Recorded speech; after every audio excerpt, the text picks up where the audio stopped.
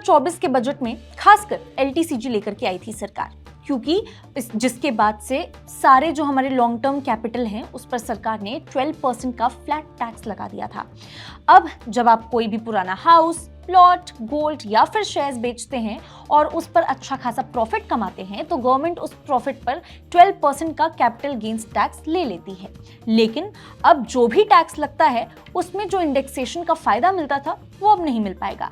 ऐसे में आपके पास ऐसे कौन कौन से टूल्स हैं जिससे आप अपने इस long term capital gains tax को कम कर सकते हैं? आज के इस वीडियो में इसी पर हम बात करने वाले हैं। नमस्कार, मैं हूं मुस्कान ओझा, आप देख रहे हैं मनी 9।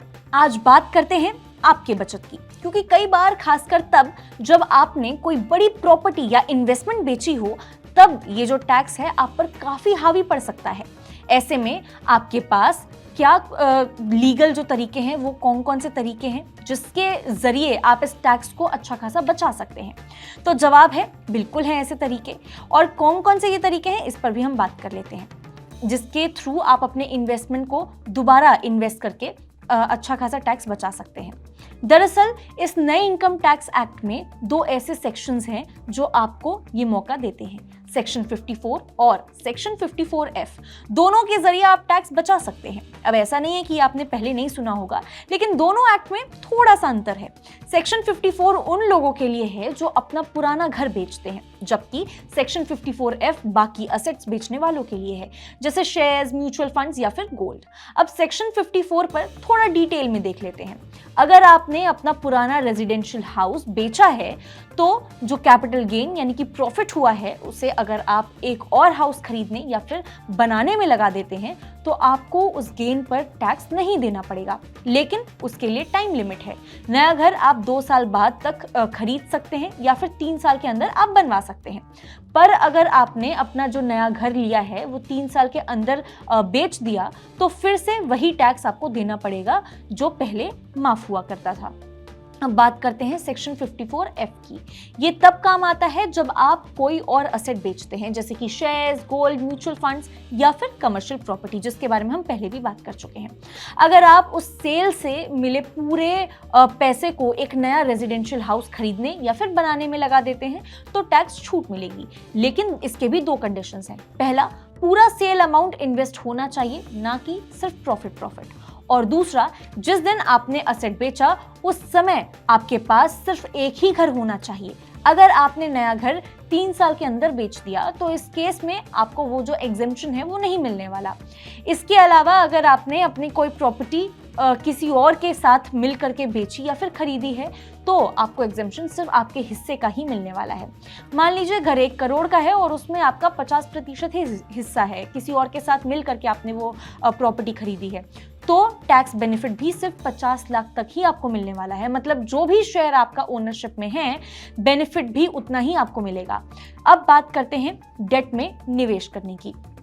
पहले लोग डेट फंड्स में पैसा लगा करके भी कैपिटल गेन टैक्स बचा लिया करते थे, लेकिन जुलाई 2024 के बजट के बाद रूल काफी हद तक बदल गया है।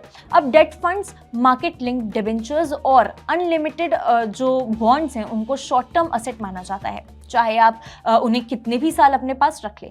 इसीलिए अब इनमें होने वाला जो प्रॉफिट है वो सेक्शन 54F के तहत एग्जेम्प्ट नहीं होता है। अब अगर आपने अपने डेट फंड 1 अप्रैल 2023 से पहले खरीदा था और 3 साल बाद बेचा तो उस पर अभी भी लॉन्ग टर्म बेनिफिट मिल सकता है। अब आपको एक और इंटरेस्टिंग हम यहाँ पर बात बताने वाले हैं। क्या दोनों सेक्शन का फायदा एक साथ आपको मिल सकता है? क्या एक साथ लिया जा सकता है? जवाब है बिल्कुल। पर वो कैसे? तो आपको बता दें कि अगर दोनों की कंडीशन पूरी होती है तो आप सेक्शन जो 54 है और सेक्शन 54F दोनों का जो बेनिफिट है वो एक साथ दे सकते हैं। एग्जाम्पल के तौर पर मान लीजिए आपने शेयर बेच करके 50 लाख कमाए और घर बेच करके 80 लाख का कैपिटल गेन हुआ।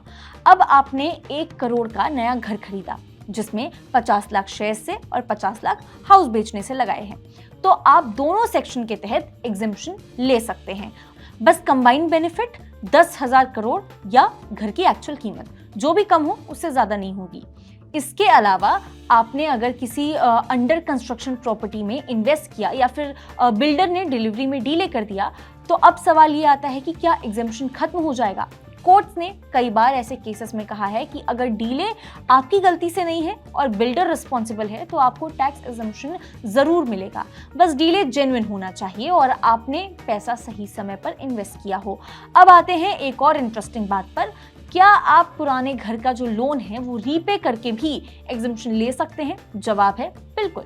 कोर्ट्स ने कहा है कि अगर आपने जो पैसा कमाया है उसे अपने नए एग्जिस्टिंग होम लोन के रीपेमेंट में आपने लगाया है तो वो भी इन्वेस्टमेंट इन रेजिडेंशियल प्रॉपर्टी ही माना जाएगा।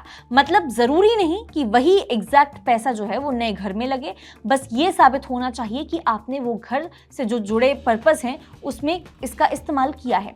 एक और कॉमन सिचुएशन पर हम बात कर लेते हैं जो अक्सर हमारे सामने आती रहती है। मान लीजिए आपके एक प्रॉपर्टी आपने एक बेचा अपनी प्रॉपर्टी और आपने 1 करोड़ उससे कमाए, यानी 1 करोड़ आपको मिले हैं, जिसमें से आपने 40 लाख से प्लॉट खरीदा और बचा हुआ जो 60 लाख है उस पर घर बनवा लिया। तो इसमें क्या आपको एग्जम्पशन मिल सकता है? अगर मिलेगा तो किस केस में, 40 लाख पर या फिर 60 लाख पर? तो जवाब है दोनों पर। देखिए, लैंड खरीदना और उस पर घर बनवाना दोनों मिल करके ही एक इन्वेस्टमेंट मानी जाती है, तो पूरा 1 करोड़ का एग्जम्पशन के लिए एलिजिबल होगा।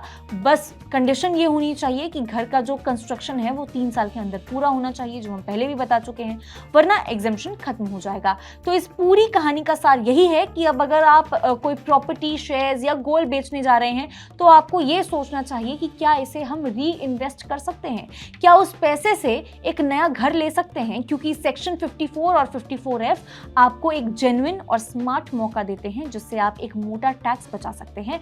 तो अगर आप सही प्लानिंग और सही टाइमिंग से आप इन्वेस्टमेंट करते हैं तो ये जो सेक्शंस हैं आपके लिए जैकपॉट साबित हो सकते हैं। आपका इस पूरे मुद्दे पर क्या सोचना है आप हमें कमेंट बॉक्स में जरूर बता सकते हैं। पर्सनल फाइनेंस, गवर्नमेंट पॉलिसीज और बिजनेस से जुड़ी खबरों के लिए ऐसे ही देखते रहिए मनी 9। इस सिप से तो नींद टूटती है, लेकिन केवल जागना नहीं, आगे भी तो बढ़ना है। उसके लिए चाहिए एक और सिप। हर महीने छोटी छोटी रकम की इंस्टॉलमेंट यानी सिस्टमैटिक इन्वेस्टमेंट प्लान से शुरू कीजिए निवेश। लेकिन पैसे बढ़ाने वाली कौन सी सिप आपके लिए रहेगी अच्छी? म्यूचुअल फंड सिप से जुड़े हर सवाल का जवाब मेरी सिप मेरा सवाल। सोमवार से शुक्रवार 4 बजे मिलेंगे हम सिर्फ मनी 9 पर।